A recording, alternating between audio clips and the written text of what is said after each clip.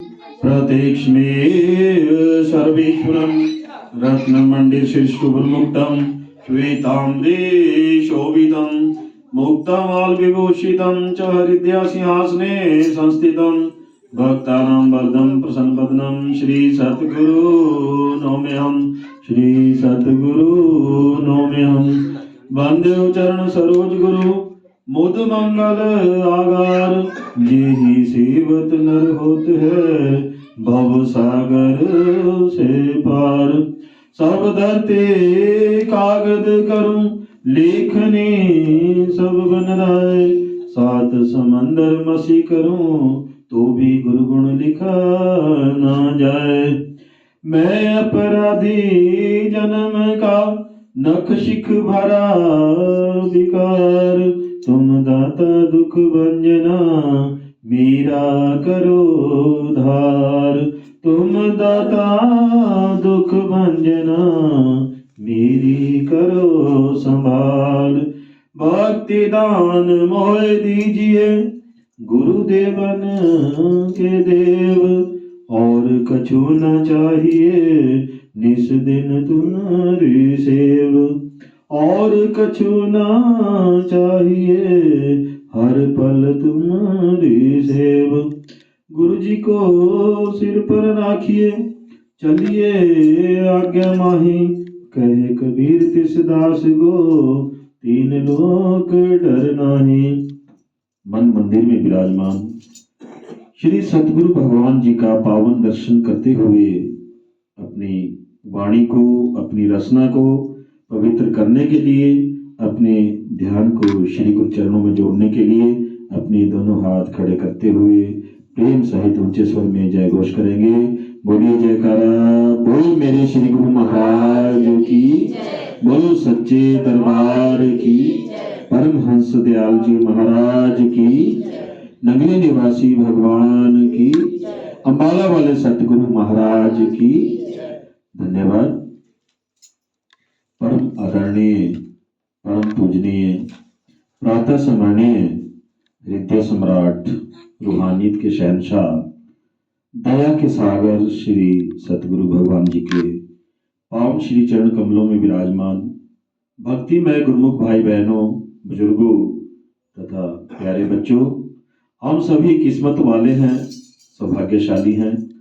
श्री सतगुरु भगवान जी ने हम सभी पर दया की है, मेहर की है, कृपा की है कि आज हमें श्री गुरु महाराज जी का पावन सत्संग सुनने को मिल रहा है, सत्संग का लाभ मिल रहा है।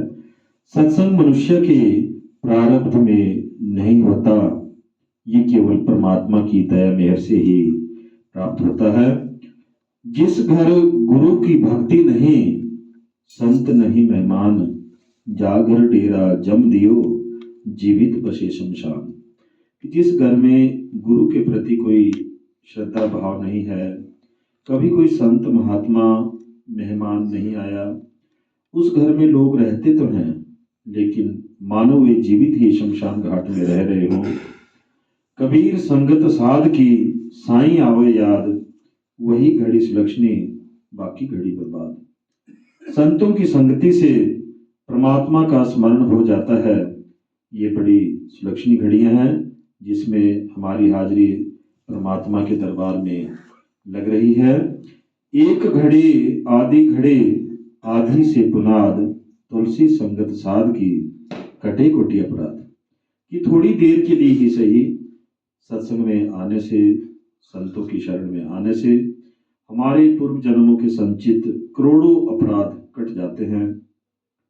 संत मिलन को जाइए तज माया विमान, जेते जेते पग धरूं सौ सौ यज्ञ समान।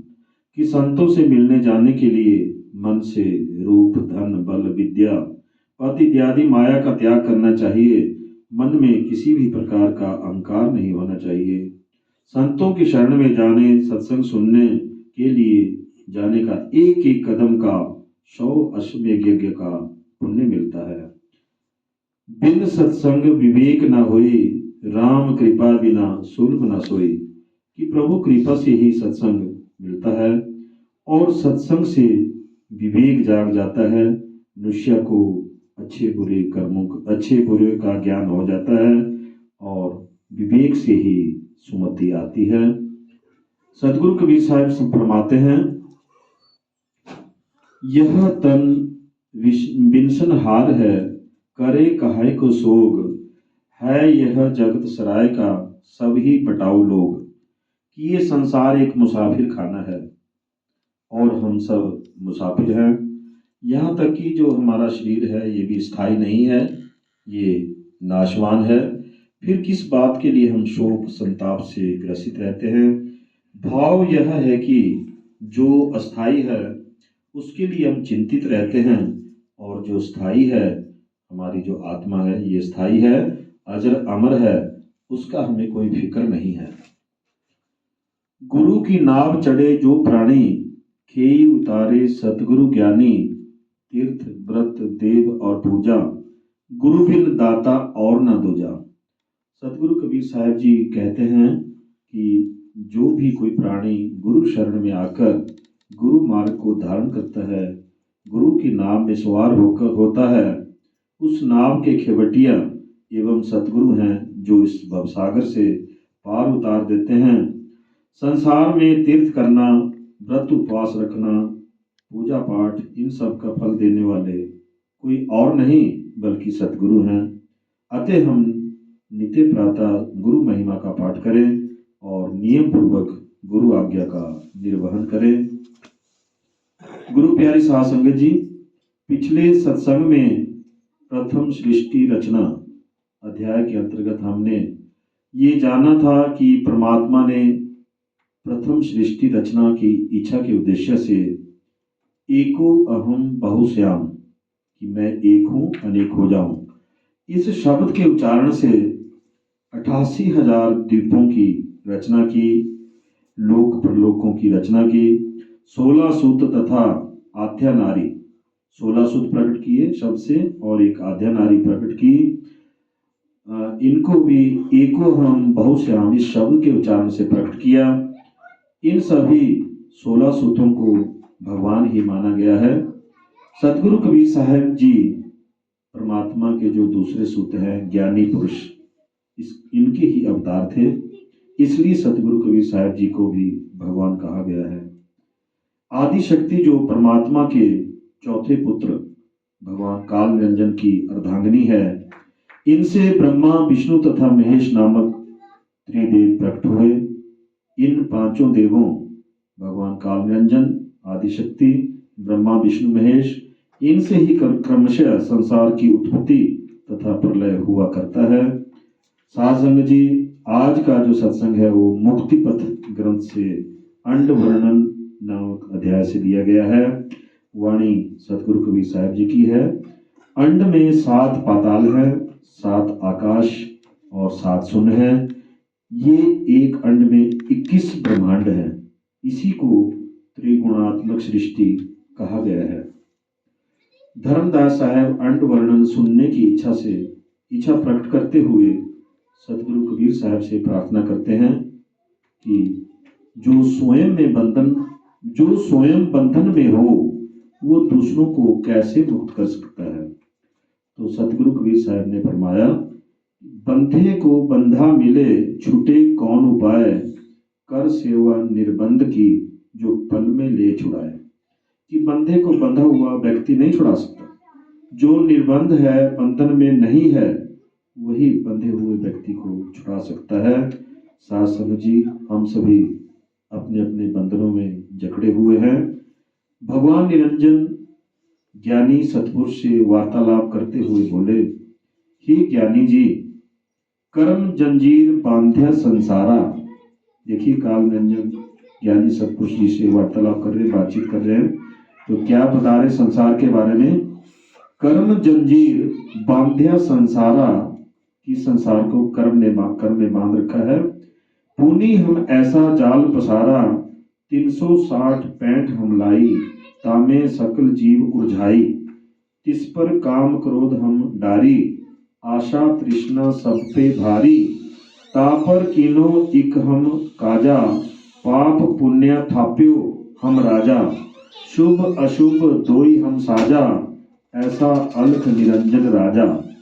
इसका अर्थ यह है कि भगवान काल निरंजन कहते हैं कि सब जीवों को मैंने बंधन में डाल रखा है। कर्म जंजीर से कोई मुक्त नहीं है। काम, क्रोध, ईर्ष्या, द्वेष, ऊंच नीच, मान मर्यादा, ये सब बंधन ही तो है। इनमें बड़े बड़े ऋषि मुनि, पीर, पैगंबर फंस रहे हैं।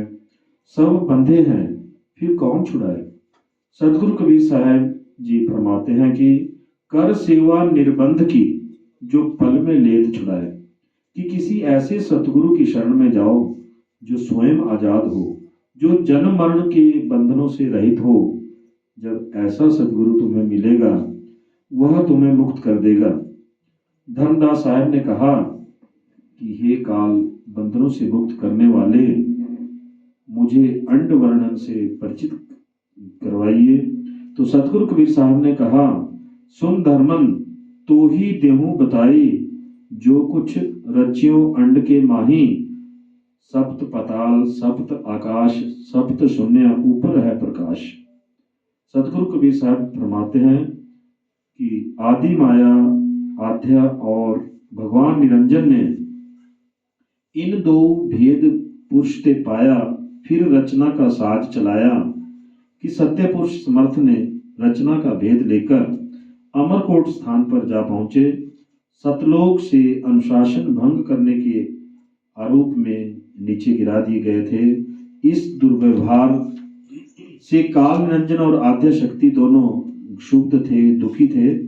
इन दोनों ने सर्वप्रथम सतलोक को रचकर स्वयं सतपुरुष बनकर और सर्वसमर्थ सतपुरुष साहब का नाम लोप कर देने का निश्चय किया, क्योंकि यह समर्थ साहब से रचना भेद ले चुके थे। जिस सतलोक से गिरा दिए गए थे, वही सतलोक दूसरा रचने में समर्थ थे, और यही इन्होंने निश्चय किया भी। यह निश्चय करते ही सत शब्द की गर्जना हुई कि सत असत्य दो सम नहीं होई, जो सम करो तो देहूं बिगोई। परमात्मा के शब्द में हुक्म था कि मेरी रचना और तुम्हारी रचना एक जैसी नहीं हो सकती। यदि तुम मेरी बराबरी करोगे, मेरे दरबार जैसी रचना करोगे, तो मैं तुम्हारी रचना मिटा दूंगा। भेद रखकर, फर्क रखकर रचना करो, जो चाहे करो, चाहे सतलोक की नकल करो, परंतु भेद रखकर। हम अपना दिया हुक्म, अपना दिया हुआ वचन नहीं मिटेंगे। भेद राख रचना रचो, अमरकोट अंड माही। जो चाहे सोई रचो, वचन मेट हम नहीं। इस हुक्म के मिलते ही दोनों ने रचना की। अंड के 3 भाग किए, जिसमें 7 पाताल, 7 आकाश, 7 शून्य। यह 21 ब्रह्मांड है। तो सतगुरु कबीर साहब आगे फरमाते हैं, अब पाताल का सुनो बयाना। धर्मदास जी को समझा रहे हैं, उनके जो शिष्य थे सतगुरु कबीर साहब धर्मदास जी को समझाते हुए कहते हैं कि अब मैं पाताल के बारे में बता रहा हूँ, वर्णन कर रहा हूँ। इस मृत्यु लोक के नीचे पाताल है। इसमें वह शरीरधारी जीव जिनमें जल तत्व प्रधान है निवास करते हैं। पाताल लोक के नीचे रसातल है, और रसातल के नीचे महातल, महातल के नीचे तलातल, और तलातल के नीचे सुतल, वतल और अतल। ये 7 पाताल हैं। इनमें कई पाताल लोक हैं। इन लोकों में कई ऋषि मुनि इन लोकों से कई ऋषि मुनि परिचित थे। पुराणों में इनकी अनेक कथाएं हैं। राजा बलि को पाताल लोक का राज वामन अवतार से मिला। आही रावण भगवान श्री रामचंद्र और लक्ष्मण को इन्हीं पाताल लोकों में ले गया था। बजरंग बली ने पाताल में जाकर युद्ध किया। नागलोक और शेष नाग को भी पाताल लोक का निवासी कहा गया। सारांश यह है कि यह सप्त पाताल अंड का मुख्य भाग है, जिसमें भगवान निरंजन सूक्ष्म और स्थूल रूप से समाये हुए हैं। इन सप्त पातालों में नरकों के कुंड भी है, जहां पापियों को घोर दंड भी दिए जाते हैं। आगे धर्मदास साहब जी वचन करते हैं कि अब आकाश वर्णन करो, हे स्वामी प्रवीण, भिन्न भिन्न कह दीजिए जो मन बड़े यकीन। धर्मदास साहब विनम्र प्रार्थना करते हैं कि हे स्वामी सतगुरु कबीर साहब जी, अब आकाशों का वर्णन करो और पुनः इस प्रकार वर्णन कीजिए कि जिन्होंने ना देखा हो वो भी यकीन कर सके। तो सतगुरु कबीर साहब फरमाते हैं, प्रथम आकाश मृत्यु का लोका, जन्म मरण का यहाँ है धोखा। फरमाते हैं कि प्रथम आकाश यही मृत्यु लोक है, जहाँ की हर वस्तु हानि है, अर्थात हर वस्तु नष्ट होने वाली है। यहाँ जन्म मरण का सदा सिलसिला चला करता है। यहाँ हजरते इंसान रहता है, तपोभूमि है, जहाँ अपनी नेक कमाई से मनुष्य सातों पाताल, सातों आकाश और सातों शून्य में भ्रमण कर सकता है। यह मानव संतति की मातृभूमि है। इसे प्रथम आकाश कहते हैं और इसे भूलोक भी कहते हैं। दूजे आकाश में इंद्र रहाई, देव मुनि बासा तहाँ पाई। कि दूसरे आकाश को इंद्रलोक, स्वर्ग भूमि और बहिष्ठ कहते हैं। वास्तव में यह केवल इंद्रलोक है। स्वर्ग अर्थात बहिष्ठ इस स्थान से आगे है। यहाँ प्रसिद्ध लोग रहते हैं। इंद्रजाल, मदारी, जादू टोना इत्यादि यहाँ से प्रचारित होते हैं। यहाँ देव, अप्सराएं और परियों के स्थान है। नरक स्वर्ग तीजे आकाशा, कर्म संयोग जीव करे वासा। यह जो तीसरा आकाश है ये धर्मराज का है। यहाँ पर धर्मराज का प्रमुख न्यायालय है। यहाँ से जीवों को कर्म के अनुसार स्वर्ग नरक में जाने की आज्ञा मिलती है। धर्मराज के प्रमुख 3 सदस्य ब्रह्मा, विष्णु और शिव जी हैं। पापी तथा महापापी जीवों के दंड का निर्णय धर्मराज की विशेष अदालत में, विशेष बैठक में होते हैं। धर्मराज की अनुमति से यमराज की नियुक्ति होती है। साधारण जीवों के कर्मों का लेखा यमराज स्वयं करता है, क्योंकि यह धर्मराज की ओर से न्यायालय का प्रमुख अधिकारी नियुक्त किया हुआ होता है। तभी कबीर साहब सचेत करते हैं कि धर्मराज जब लेखा मांगे, क्या मुख लेकर जाएगा। सुमरन बिन धोखा खाएगा, एक नाम बिना पछताएगा। सतगुरु कबीर साहब धर्मदास साहब को फरमाते हैं कि हे धर्मदास, इन दोनों आकाशों में अनेक लोक रचे हुए हैं जिनको स्वर्ग भूमि कहा गया है। कहीं अप्सराओं के नृत्य हैं तो कहीं मदिराओं में मस्त मस्त दानव झूम रहे हैं। सुख विलास की सभी सामग्रियों से परिपूर्ण यह धाम स्वर्ग ही कहलाता है। चौथा लोक ब्रह्मा का जानो, लो चौथा आकाश बखानो। यह चौथा आकाश ब्रह्मलोक है। इसे देवलोक भी कहा गया है। यहाँ ब्रह्मा जी सावित्री संग निवास करते हैं। जब कभी दूसरे और तीसरे आकाश में दैत्य, राक्षस देवताओं को त्रास देते हैं तो देवता ब्रह्मा जी के पास आकर फरियाद करते हैं और पुनः ब्रह्मा जी इन देवताओं को लेकर 5वें आकाश विष्णु लोक में जाकर भगवान विष्णु से प्रार्थना करते हैं। कबीर मंसूर में स्थान को नासूत कहा है और पृथ्वी से 36 सहस्त्र योजन ऊंचा है। यानी एक योजन जो है 13 किलोमीटर का होता है। तो ये स्थान जो है, जो चौथा लोक है, पृथ्वी से 36,000 योजन अर्थात 4,68,000 किलोमीटर दूरी पर है। बैकुंठ लोक विष्णु विराजे, सो आकाश पंचम कर गाजे। यहाँ पर भगवान विष्णु शंख, चक्र, गदा, पद्म धारण किए हुए लक्ष्मी सहित विराजमान है। यह देवताओं में प्रमुख और बैकुंठ नाथ कहलाते हैं। असुरों का संहार कर सुरों को यानी देवताओं को त्रास से, दुख पीड़ा से मुक्त करते हैं। आप भक्तों की रक्षा हेतु अनेक बार पृथ्वी स्थल पर अवतार लेते हैं। त्रेता युग में 14 कलाएं संपूर्ण होकर श्री रामचंद्र के रूप में अधर्मी रावण का वध किया। द्वापर युग में 16 कलाओं से संपूर्ण होकर श्री कृष्ण के रूप में कंस का वध किया। आपकी महिमा पुराणों में विशेषकर विष्णु पुराण और मद्भागवत अर्थात सुख सागर में है। आपके स्वरूप का वर्णन संस्कृत के श्लोक में इस प्रकार है। शांताकारं भुजं शयनं पद्मनाभं सुरेशं विश्वधारं गगन सदृश्यं मेघवर्णं शंभागं लक्ष्मीकांतं कमलनयनं योगिभिर्ध्यानं गम्यं वंदे विष्णु भवभयहरं सर्वलोकैकनाथं।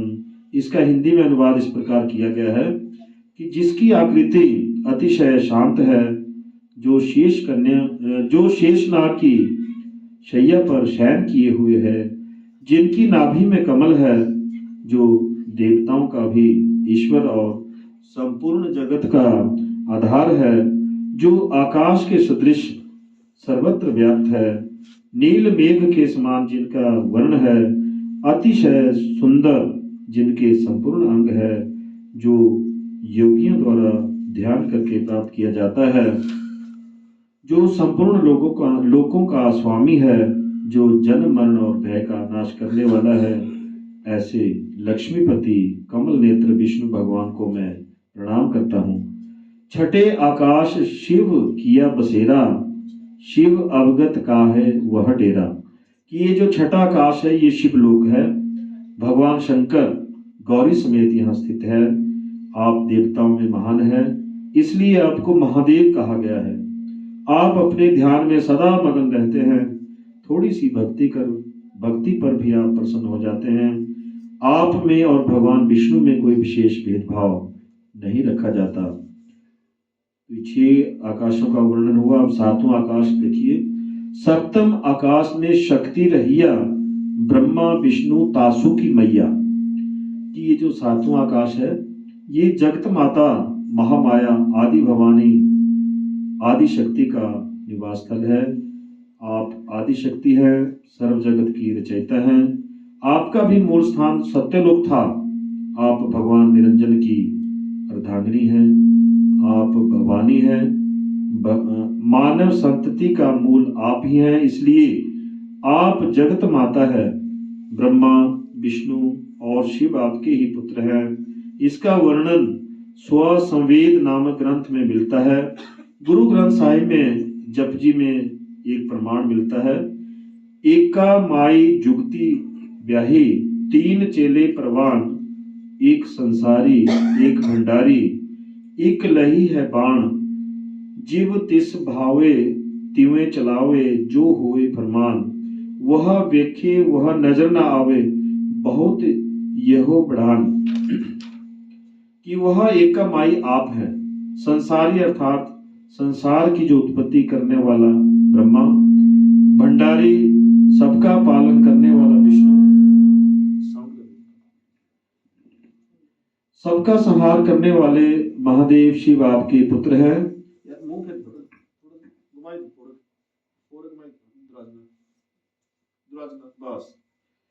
सबका संहार करने वाले महादेव शिव आपके पुत्र हैं।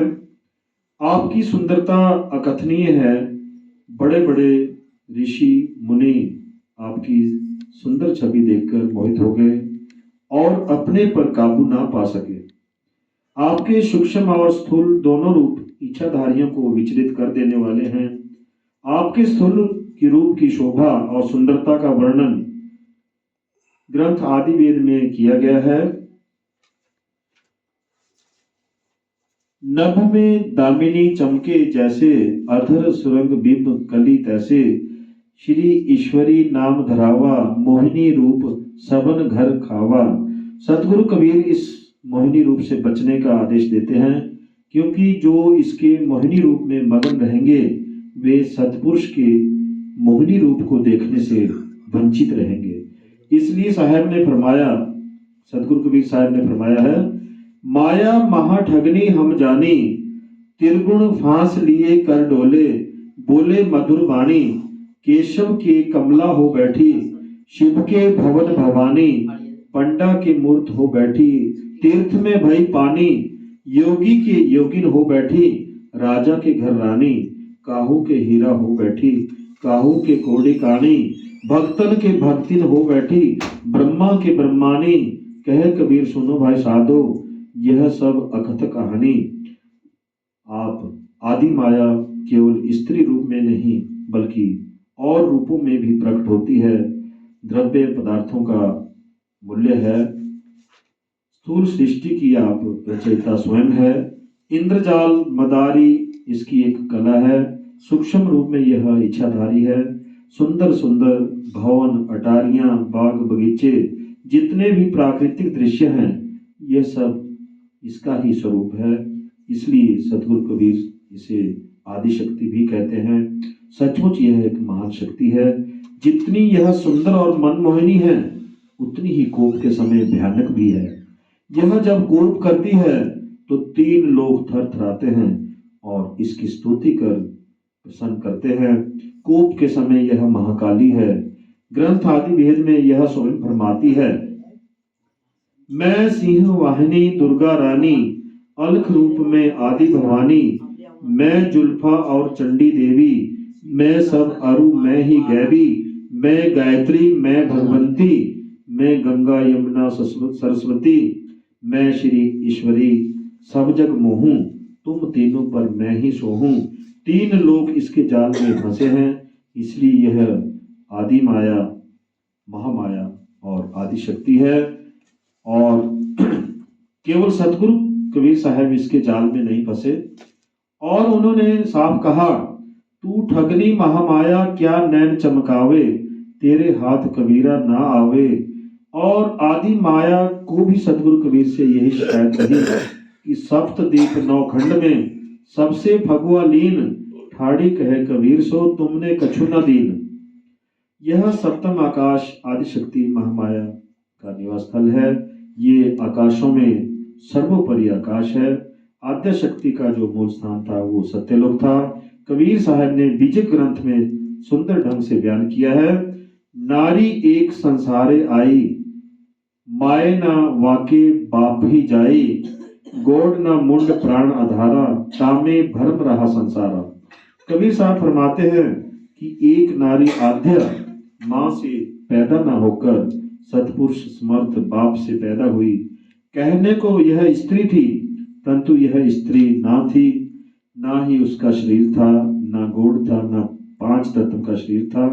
वह सुरत चैतन्य थी। इतनी शक्तिशाली थी कि अनंत सुरत पाक रूहों को अपने से प्रकट किया, परंतु स्वयं गिरते गिरते जड़ बन गई। प्रकृति महामाया बनी। 5 तत्वों तथा 3 गुणों के कारण यह स्त्री अष्टांगी बनी। फिर भगलिंग प्रकट कर नाद रूप हुई। अनंत भगलिंग लिए 84 लाख योनियों में प्रकट हुई। भग से इसकी उत्पत्ति की। आद्या सूरत ने कई रूप बदले। अनंत सूरतियों को प्रकट करने वाली स्वयं जड़ बन गई। अपने से हंस प्रकट करने वाली इतनी गिर गई कि यह जड़ रूप हो गई। पहले यह सूरत चैतन्य थी, पुनः यह प्रकृति महामाया बनी, पुनः अष्टांगी बन निरंजन भगवान की अर्धांगिनी बनी और स्त्री हो गई। मानव संतति की जगत माता बनी। बोलिए जयकारा, बोलिए सच्चे दरबार की, बोलिए जयकारा, बोल मेरे श्री गुरु महाराज की।